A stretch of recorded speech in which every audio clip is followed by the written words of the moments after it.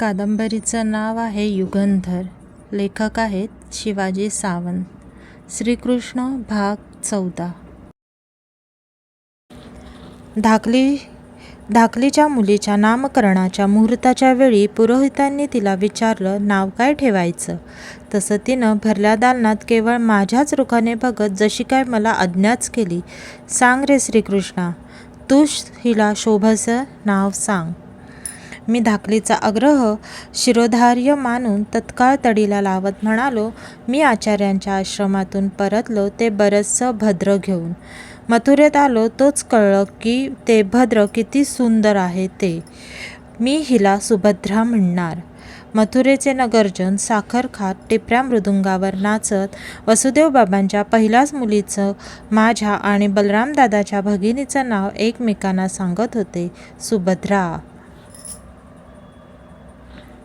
त्या दिवशी ईशस्तवना करून शय्येला पाठ टेकताना माझ्या मिटल्या जागत्या डोळ्यांसमोर दोनच शब्द सारखे फिरत होते, कुंती आत्या आणि तिचे सर्व पांडव. माझं आणि दादाचं आद्य कर्तव्य होतं गुरुपुत्र दत्ताची मुक्तता. अवंतीहून आल्यापासून हा एकच विचार माझा सदैव पाठपुरावा करत आला होता.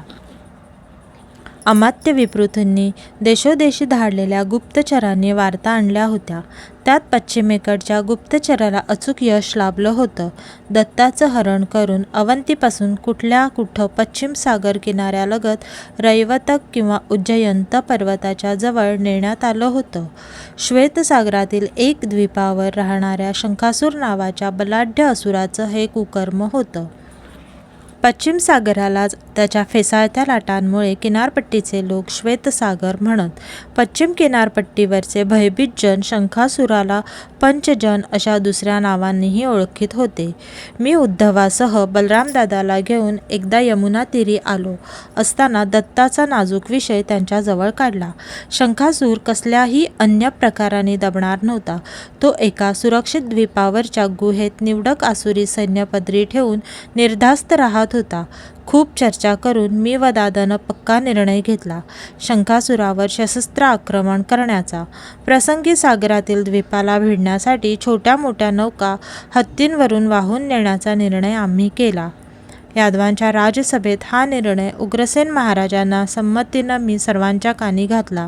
या दूरवरच्या अभियानासाठी लढाऊ काटक यादव योद्धे निवडले. त्यात प्रामुख्याने सात्यकी, उद्धव, कृतवर्मा, शयनेय, अवगाह असे होते. ठरल्याच दिवशी आमचं चतुरंग दल सैन्य वाजत गाजत मथुरेच्या पश्चिम महाद्वारातून बाहेर पडलं. पडावांचे टप्पे टाकीत चांगल्या 2 मासानंतर आमचं सैन्य पश्चिम सागराला येऊन भिडलं. माझ्या जीवनातील हे प्रथमच सागर दर्शन होते. सागर प्रवाही अनंत जलकणांनी अमोघ शक्ती लाटात मर्यादित करणारं महासामर्थ्यशाली पंचतत्व. सदैव गर्जणाऱ्या त्या जलतत्वाला मी, दादा, उद्धवासह प्रथम नम्र वंदन केलं. आमच्या विराट चतुरंग सेनेचा पडाव सागर किनारी पडला. जवळ उंचच उंच व कितीतरी लांबच लांब पसरलेला रैवतक पर्वत होता. आमचे निष्णात गुप्तचर पश्चिम सागरात नौकांसह चौफेर पांगले. त्यांनी नौकांनी द्वीप पार करून संध्याकाळपर्यंत शंखासुराची गुहा अचूक शोधून काढली. गुहेत लपलेल्या शत्रूवर रात्री कसलंच युद्धतंत्र वापरता येत नव्हतं. त्यासाठी पुळणीवर छोट्या राहुट्या उभवून समुद्राची गाज ऐकत आम्ही पाडाव टाकला.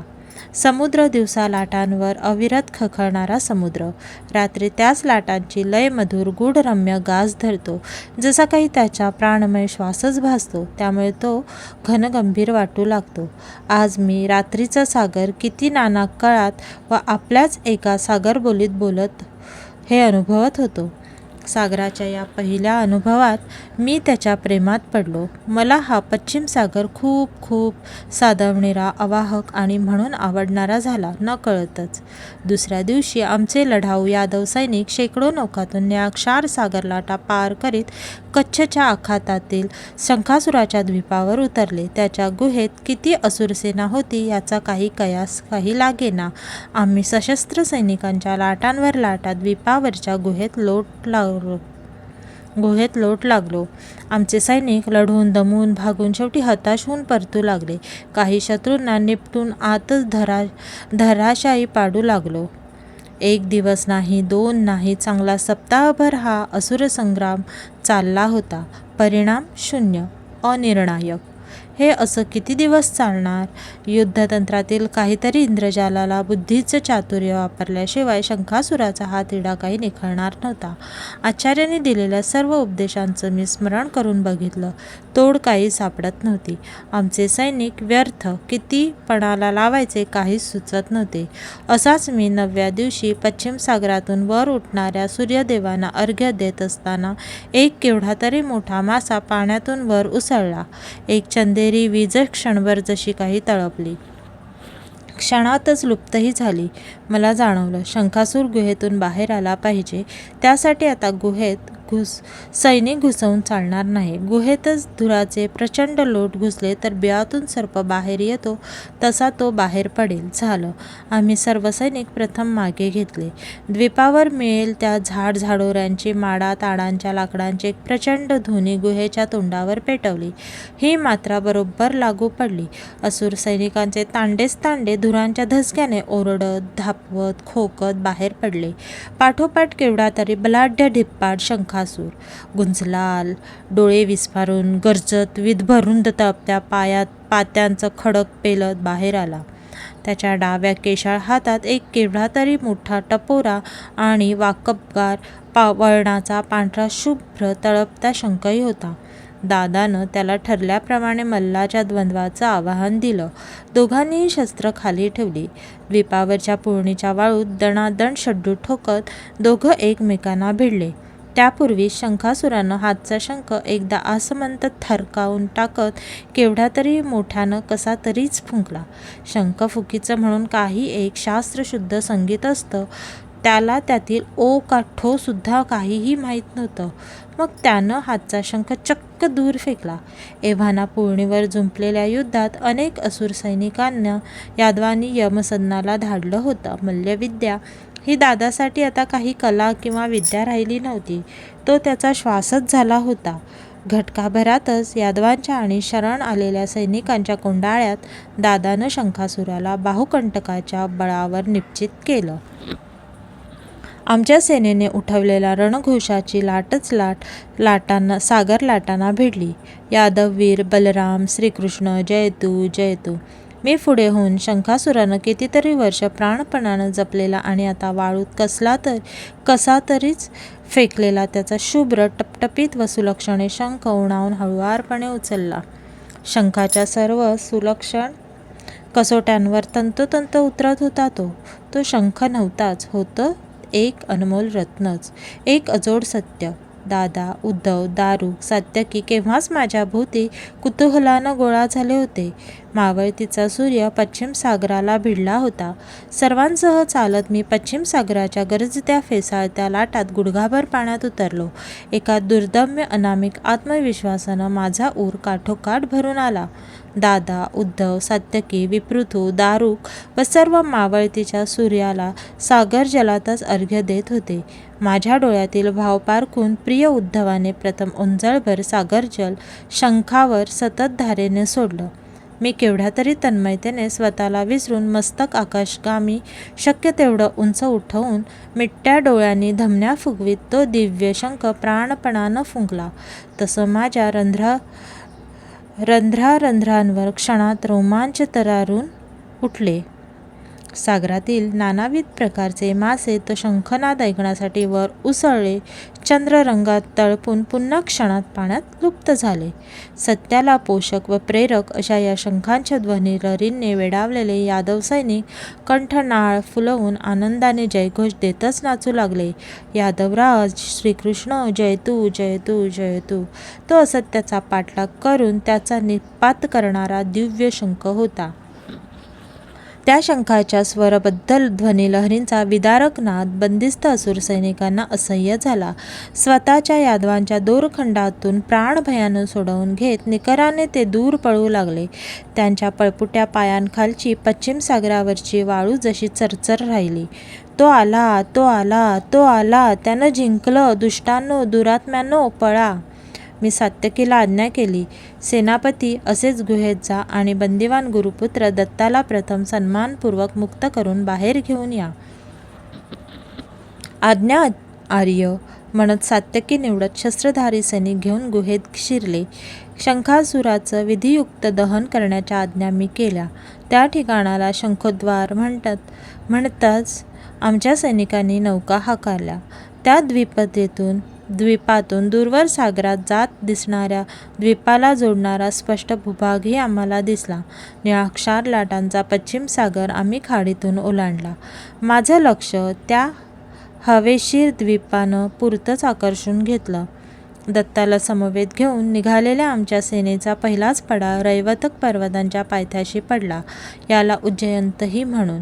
या पर्वतावर रैवत कुलोत्पर कुकद्दीन राजाचं राज्य होतं. पर्वत शिखरावरच त्यांची रैवतनगर ही प्रशस्त राजनगरी होती. तर थोडासा विश्राम घ्यायचा अशी आम्ही योजना होती. इथलं रहिवास वाढेल याची काहीच कल्पना कोणालाही नव्हती. आमची मन ओढ घेत होती अवंतीच्या आचार्य आश्रमाकडे जाण्यासाठी.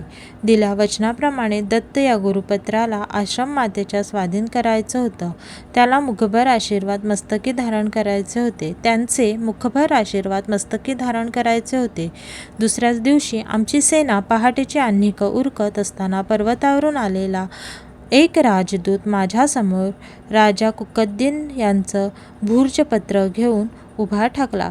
त्यांनी आम्हा सर्वांना राजनगरीला भेट देण्यासाठी सहर्ष व सहगौरवपाचारण केलं होतं. आमचा सेनापती सात्यकी याला दत्तासह पुढे जाऊन क्षिप्रेच्या काठावर थांबण्याची मी सूचना दिली. तसा तो पुढे निघून गेला. मी, बलरामदादा, उद्धव व विप्रुत निवडक यादववीरांसह रैवतकाच्या राजदूतांसमवेत उंचशील घनदाट पर्वत चढू लागलो. रैवतकांचा राजा कुकुद्मीनानं आमचं मोठं स्वागत केलं. भोजनोत्तर मौल्यवान अलंकार व गायी अश्व भेट दिले आणि सर्वात वडीलधारे म्हणून विप्रुतूंसमोर एक अनपेक्षित प्रस्ताव ठेवला. यादवांचा ज्येष्ठ सुपुत्रानं बलरामानं माझी सुलक्ष आणि विनयशील उपवर कन्या रेवती हिचा पत्नी म्हणून पाणीग्रहण करावं. अमात्य अचानक समोर आलेल्या या प्रस्तावानं गोंधळलेच. त्यांना काय बोलावं ते सुचेना. मी हा निर्णय कसा अमात्य अडखळले. दादा माझ्याकडे बघून एकदा केवळ मंदपणे काय तो हसला. त्याचा अर्थ होता की हा प्रस्ताव आता मीच मार्गी लावावा. रैवतकांनो, तुमचं हे अकृत्रिम प्रेम आम्हा यादवांना मान्य आहे. हा विवाह अवश्य होईल. आम्हाला भविष्यात तुमच्या सहकार्यांची नितांत आवश्यकता आहे. मला वाटतं आमच्या भावी बहिणींना दादानं पत्नी म्हणून एकदा तरी बघावं. कसं? मी निर्णय घोषित केला. राजा कुकुद्मीनांच्या डोळ्यात लाख लाख दिवे उजळले. त्यांनी भराभर आज्ञा द्यायला सुरुवात केली. काही वेळातच उंच राजवस्त्र लावलेल्या रैवतक राजकन्या रेवती देवी आमच्यासमोर सभागृहात एखाद्या शिल्पासारख्या अधोमुख उभ्या ठाकल्या. माझ्या उद्धवाच्या या भावी बहिणी होणार होत्या. आम्ही त्यांना नीट निरखलं. उंचशील, सशक्त आणि त्याला शोभाव्या अशा दादासारख्याच हसतमुख व कोकमवर्णी होत्या त्या. मी आणि उद्धवानं पुढं होऊन त्यांना अपेक्षित नसलेलं वंदन करताच त्या गडबडल्या. झटकन मागे हटत म्हणाल्या, हे काय भलतंच? क्षणात त्यांची चर्या स्त्रीसुलभ लज्जेमुळे कशी नुसती लालेलाल झाली. रेवती वहिनी, आपलं नातं पक्कं झालं. मी नाही, दादानंच घेतला हा निर्णय, मी आदरानं म्हणालो. आमचा सर्व यादव गोतावळा मागे मथुरेत होता. ही अडचण सोडवताना महाराज कुकुद्मीन म्हणाले, आम्ही रैवतकांच्या पद्धतीनं इथं नुसतं रेवतीचं स्वयंवर उरकू. तुम्ही सविध मंगलविवाह नंतर मथुरेत संपन्न करावा. त्यांनी प्रस्ताव ठेवला तसं स्वयंवर आवरून निवडक सखींसह रेवती वहिनींना सोबत घेऊनच आम्ही रैवतक पर्वत उतरलो. या पर्वताची वळणदार व लांबलचक आणि सिंहगर्जनांनी सतत दाणाणून जाणारी उतरताना मला सतत जाणवत राहिलं.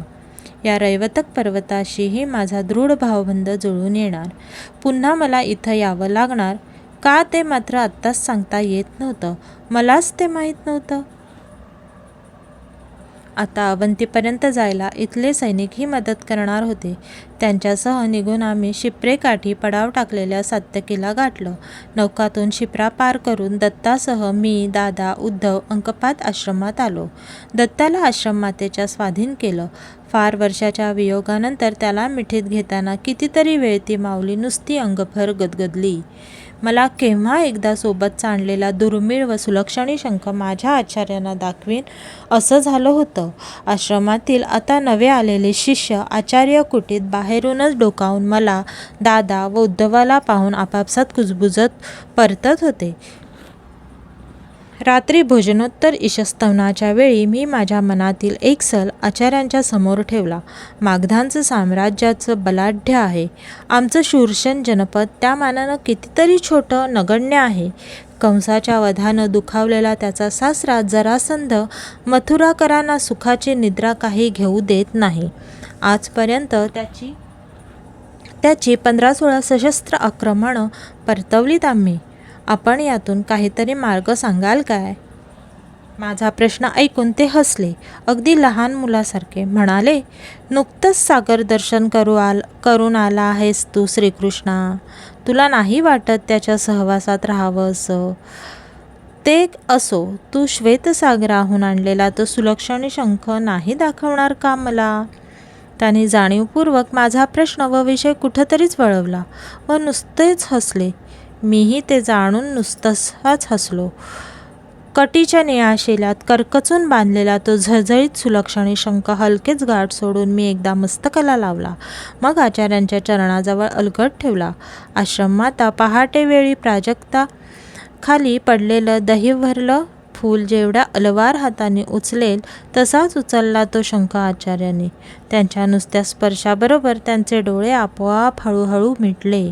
आपल्या नादमधुर आवाजात ते म्हणाले, श्रीकृष्णा, तुझ्या कंठातील वैजंतीमालेला शोभेल असंच हे दुसरं अनमोल रत्न आहे.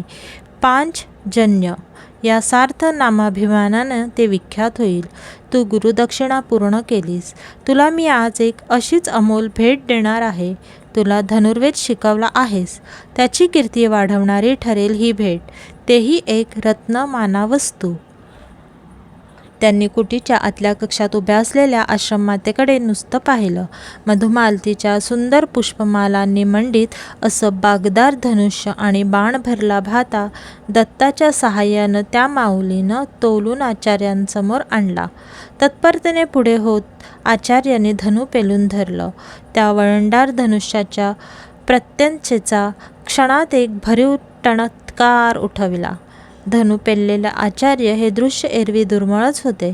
आचार्य काहीतरी अस्पष्ट पुटपुटले. ते म्हणाले, ही माझी तुला भेट. अजितंजय नाव आहे या गुणवंत धनुष्याचं. उठून मस्तकी लावत आचार्यांचा प्रसाद म्हणून ती भेट मी नम्रपणे स्वीकारली. अजितंजयाच्या बळकट प्रत्यंचा कणीदार टंकारही मीही उठवून पाहिला. कितीतरी वेळ त्याचा प्रभावी नाद कुटीभर भरून घुमतच राहिला. थोडा वेळ खांद्यावर मी ती अपूर्व भेट वागविली. मग तिच्याकडे निमिष नेत्रांनी बघणाऱ्या बलरामदादाच्या हातात मी ते यशवंत धनुष्य दिलं. त्यांनीही ते खांद्यावर तोलून पेलून बघितलं. उद्धवाने एव्हाना भातातले बाण निरखले. या आनंदाच्या क्षणी एखादा पंखसुंदर पक्षी सरोवरावर उतरावा तसा मजेदार विचार माझ्या मनात सरसरून उतरला. आचार्यांकडे एकटक बघत मी विनवणी केली, गुरुदेव, केवळ एकदाच आपण हा शंख फुंकावा आमच्या समक्ष. असुरांच्या सहवासात राहून त्याच्या पावित्र्याला आलेला अमंगलाचा दोष सदैव निवारावा. सर्वांगी पावन करावं या पांचजन्याला. आचार्य निरागस हसले. व्याघ्रचर्मावर पांचजन्य आपल्या निमुळत्या बोटांच्या उंजळीत घेत उठले. पर्णकुटींच्या छताकडे मान उंचावून आमच्या पूजनीय आचार्य सांदीपनींनी मिट्ट्या डोळी हातचा दिव्य पांचजन्य शंख धमन्या फुगवीत उच्च स्वरात आवेगानं फुंकला. त्यांची गौरवर्णी चर्या क्षणात कशी लालावून आली. मी बघतच राहिलो. मला निर्णय घेता येईना. आचार्यांची भरगच्च दाढी अधिक शुभ्र होती. त्यांचे लहान बालकासारखे हसणारे दात अधिक शुभ्र होते की त्यांनी ओंजळीत भरलेला पांचजन्य शंख अधिक शुभ्र होता की रोमांच उठवणारा अलौकिक शंखध्वनी अधिक शुभ्रधवल होता. यावेळी जेव्हा आम्ही मथुरेत परतलो तेव्हा माझ्याकडे 4 अमोल रत्न होती. वैजयंतीमाला, पांचजन्य, अजितंजय आणि म्हटलं तर 4थं रत्न होत्या आमच्या रेवती वहिनी. आम्ही मथुरेत परतलो. उग्रसेन महाराजांनी आम्हा सर्वांचं मथुरेच्या सीमेवर येऊन स्वागत केलं. मथुराकरांनी फुलं उधळून जयघोष देत रेवती वहिनींचा सहर्ष स्वीकार केला. उभं नगर त्यांच्या स्वागतासाठी गुढ्या तोरणांनी सजलं होतं. माझ्या पांचजन्याचा हा शूरसेन राज्यात प्रथमच प्रवेश होता. तो ध्यानी येऊन दादानं सीमेवरच माझ्या खांद्यावर प्रेमानं सहेतुक हात ठेवला. तो दाबत अचूक सूचना केली. धाकट्या पांचजन्य त्यांच्याकडे व रेवती वहिनींकडे बघत मी हसलो. सीमेवर आज गर्ग मुनींसह 18 यादव कुळातील झाडून सारे प्रमुख यादव लोटले होते. गद आणि सारण यांना आघाडीवर ठेवत नव्या पिढीचे यशस्वी चित्रकेतू बृहद्बल असे कितीतरी त्यात होते. मथुरेला चंद्राकृती घेर टाकून पसरलेल्या नाचऱ्या लहरींच्या यमुनेला मी डोळाभर एकदा बघून घेतलं. राजवास्तूत माझी वाट बघणाऱ्या वसुदेव बाबांचं व देवकी मातेचं स्मरण करून शूरसेन राजाच्या सीमेवर मी हातचा ओंजळीत न मावणारा शुभ्र धवल टपोरा पांचजन्य शंख जीवदेठापासून प्रथम फुंकला. हा शंख हाती आल्यापासून माझ्या चित्तवृत्तीतच पार बदलून गेल्या होत्या. पूर्वीचा कृष्ण जसा काही लुप्तच झाला होता. मी जे काही मनी योजणार होतं त्याचा खोलार्थ त्या शुभ्र धवल शंखाच्या रोमहर्षक स्वर्गीय लहरींनी केव्हाच यमुनेच्या लहरींना बिलगून कथन केला होता. वाजत गाजत प्रचंड स्वागतात आमचं मथुरेत आगमन झालं. पण मागधांच्या मदांध सम्राट जरासंधाला शूरसेन राज्यातील यादवांना समूळ उखडून काढल्याशिवाय मनःशांती कशी ती मिळणार नव्हती. मागधांच्या राजधानी गिरिवज्रात त्याच्या कन्या व कंसाच्या राण्या असती व प्राप्ती त्याला क्षणभरही यादवांचा उच्छेद आणि प्रामुख्याने श्रीकृष्णाचा लवकरात लवकर वध याशिवाय दुसरा विचारच करू देत नव्हत्या. शत्रूचा शत्रू तो आपला मित्र या राजकीय सिद्धांताला धरून करुष देशाचा राजा दंतवक्र, चेदी देशाचा दमघोष पुत्र शिशुपाल त्यांच्याशी त्यानं राजकीय संधान बांधलं होतं. खरं तर ते दोघेही माझे आत्तेबंधूच होते. पण ते उगवत्या सूर्याला नमस्कार करत सामर्थ्यशाली सम्राट जरासंधाला शरण गेले होते. शिशुपाल, दंतवक्र, जरासंध या त्रिकुटाने विदर्भाचा एरवी दूरदृष्टीचा राजा भीष्मक यालाही आपल्या पक्षात ओढलं होतं. सौरवीर देशीचा राजा शैब्य, काशीराज वत्स, विदेहराज शाल्व, मद्रराज त्रिगर्त पाचारण केलं. त्रिगर्त, दरद अशा चौफर मांडलिक राजांचं मोहोळ सम्राट जरासंधानं राजधानी गिरिवज्रात पाचारण केलं. यादवांना समूळ नष्ट करण्यासाठी आता सर्व शत्रू शक्ती एकटावल्या. 1 सप्ताहही झाला नाही तोच माझ्या पांचजन्यासमोर मागधांच्या प्रचंड आक्रमणाचं आव्हान पुन्हा उभं ठाकलं. तुम्हाला जर माझा हा व्हिडिओ आवडला असेल तर लाईक, शेअर आणि सबस्क्राईब करा. तसेच बेल बटन प्रेस करायला विसरू नका जेणेकरून तुम्हाला पुढील व्हिडिओचं नोटिफिकेशन मिळेल. धन्यवाद.